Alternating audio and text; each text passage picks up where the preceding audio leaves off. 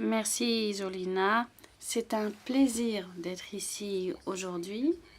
Il y a quelques retards aussi aux ACP lorsque nous travaillons, mais ce n'est pas lié au contrôle de sécurité. Je pense également que les participants auront corrigé demain. Je pense que c'est l'inverse, c'est le français sur le canal 3 et l'anglais sur le canal 2.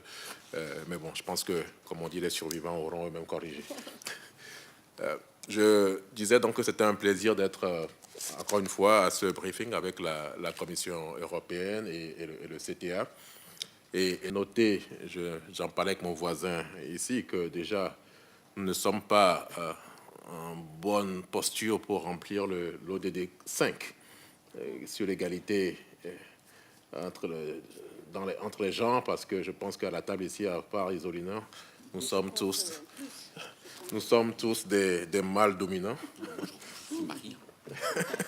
Donc je pense que c'est inhabituel pour le CTA, mais peut-être que ce sont les circonstances qui l'ont voulu ainsi.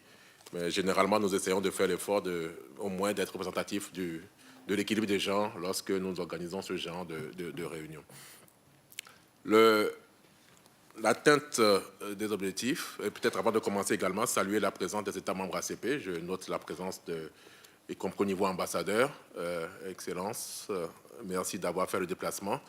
Et chers collègues des différentes délégations, merci d'être là. Et c'est aussi important pour nous, au niveau du secrétariat ACP, de faire en sorte que les États membres soient directement présents à ce genre de briefing, parce que ce sont eux, en définitive, qui bénéficient de nos actions, mais également qui prennent des décisions lorsqu'il s'agit de définir des programmes et de mettre en œuvre des actions qui doivent nous aider à remplir les objectifs qui sont ceux auxquels nos États se sont ensemble engagés en 2015. L'atteinte de l'ODD 2, 1, qui est d'abord le premier. Le premier objectif, c'est l'éradication de la pauvreté, et plusieurs actions sont menées et doivent converger en ce sens. Mais le 2, qui fait l'objet particulier de notre discussion aujourd'hui, a causé quelques soucis l'année dernière lorsque nous avons vu dans les rapports de la FAO qu'après plusieurs années consécutives de baisse du nombre de personnes souffrant de la faim dans le monde, en 2016, il y a eu une reprise à la hausse du nombre absolu de personnes qui vivent dans des conditions de malnutrition, mais également qui souffrent de la faim. Ce qui était encore plus alarmant, c'est que généralement, cette situation apparaît dans des pays les moins développés ou les pays en développement de manière générale. Mais en 2016, le rapport montrait que la reprise vers la hausse concernait quasiment aussi une vingtaine de pays à revenus intermédiaires, y compris des petits États insulaires en développement. Ce qui, bien entendu, pour notre groupe, qui regroupe 37 des petits États insulaires en développement, est une préoccupation, parce que il ne vous aura pas échappé que lorsque nous faisons nos plaidoyers, nous indiquons assez régulièrement qu'il faut toujours faire attention à ne pas ramener dans la trappe de pauvreté les pays qui sont déjà en train d'en sortir. Parce que l'ensemble des politiques que nous menons doivent concourir à faire en sorte que nous puissions avoir une sorte d'effet cliquet qui permette à ceux qui sont déjà au-delà de ne pas revenir à l'arrière.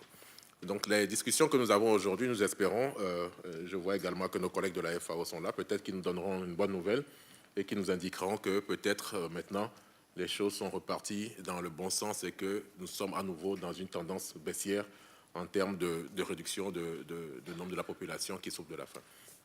Je ne serai pas long dans mes remarques, mais peut-être indiquer les actions que nous menons au niveau ACP, mais également en partenariat avec nos collègues de la Commission européenne, pour essayer d'apporter une contribution à notre mesure aux actions qui sont destinées à réduire le nombre de personnes souffrant de la faim dans le monde. Nous avons volontairement, depuis quelques années, accéléré l'action que nous avions commencé depuis une vingtaine d'années en direction de ce que nous appelons, nous, à notre niveau, le secteur privé, qui inclut en fait les organisations paysannes et les petits exploitants. Parce que nous pensons que s'il n'y a pas une action délibérée en destination de cette population, il nous sera difficile de maintenir le cap et d'atteindre cet objectif. Nous avons accéléré ceci en mettant une emphase un peu plus particulière sur les actions qui doivent aider au financement beaucoup plus direct des petits exploitants, parce que dans nos pays, les initiatives sont nombreuses, de ceux qui, volontairement, décident de retourner vers la terre, comme nous le disons, et qui, malheureusement, n'obtiennent pas le soutien nécessaire des institutions de financement qui sont sur place. Nous avons mis en place un certain nombre de mécanismes. Certains ont été lancés ensemble avec le FIDA également la semaine dernière, il y a la semaine dernière, il y a 10 jours maintenant à Rome. Mais nous sommes en train de multiplier ceci. Nous avons commencé, je disais, depuis 20 ans avec les actions que nous faisons au niveau des fruits et légumes avec le collet ACP qui accompagnait le producteur déjà dans nos pays. Le CTA y a toujours apporté sa contribution, mais ce que nous avons au cours des 3 à 4 dernières années mis en place, c'est vraiment un cadre d'investissement beaucoup plus cohérent où nous devrions maintenant être en mesure d'accompagner en termes de conseils et d'appui les petits producteurs, si possible, et encourager à se réunir en coopérative. Et de l'autre côté, mettre à disposition directement des mécanismes de financement durable qui leur permettent de pouvoir bénéficier d'un appui conséquent et apparaître moins risqués vis-à-vis de ceux qui sont appelés à investir. Donc nous sommes à ce niveau également, je note qu'il y a un représentant de EICF. EICF, nous étions, pour certains d'entre nous, peut-être que le représentant d'ici ne le sait pas, mais nous étions à l'époque en Tanzanie il y a une dizaine d'années, lorsque certains représentants nous annonçaient le lancement de EICF. Et nous sommes heureux de voir que ce mécanisme a pris de l'ampleur et qu'il a réussi à réunir beaucoup plus de partenaires. Et nous serons heureux d'entendre que ces initiatives comme celle-là se multiplient, parce que nous pensons réellement que ce n'est que ce faisant qu'on pourra prendre le relais de ce que les gouvernements essaient de faire. Le dernier point sur lequel nous pensons qu'il est important d'agir également, ce sont les mécanismes d'assurance.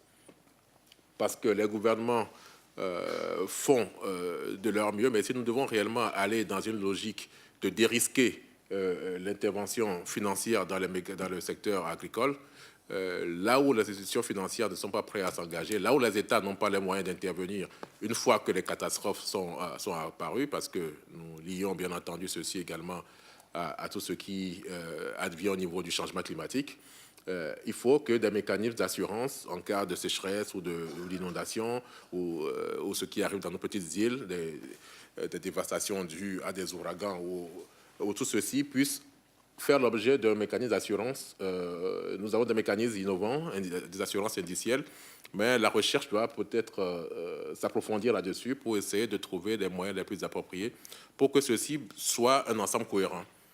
Qu'à côté des politiques volontaristes que nos États essaient de mettre en place, que le monde privé, entre guillemets, puisse également s'organiser pour que des solutions cohérentes soient offertes à tous les acteurs du secteur. Nous pensons que ce n'est que cela, et ceci également est un des objectifs du développement durable, l'objectif 17, qui nous appelle à la coopération. Et nous pensons que c'est en faisant cela que nous serons en mesure de pouvoir atteindre de manière concrète les objectifs que nous nous sommes donnés en 2015. Nous sommes déjà bientôt 5 ans au tiers du chemin. Les informations que nous avons ne nous rassurent pas sur l'avancée dans laquelle nous sommes.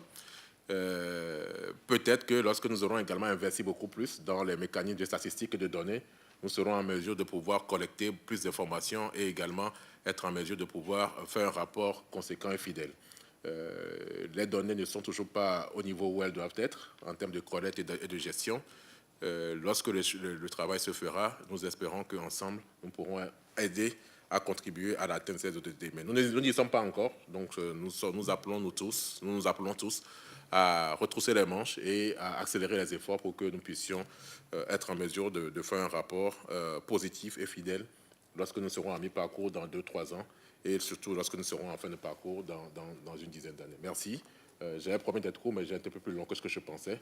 Mais nous voulions quand même mettre en place, comment on dit, cette signes et voir comment est-ce qu'ensemble nous pouvons travailler ensemble. Merci.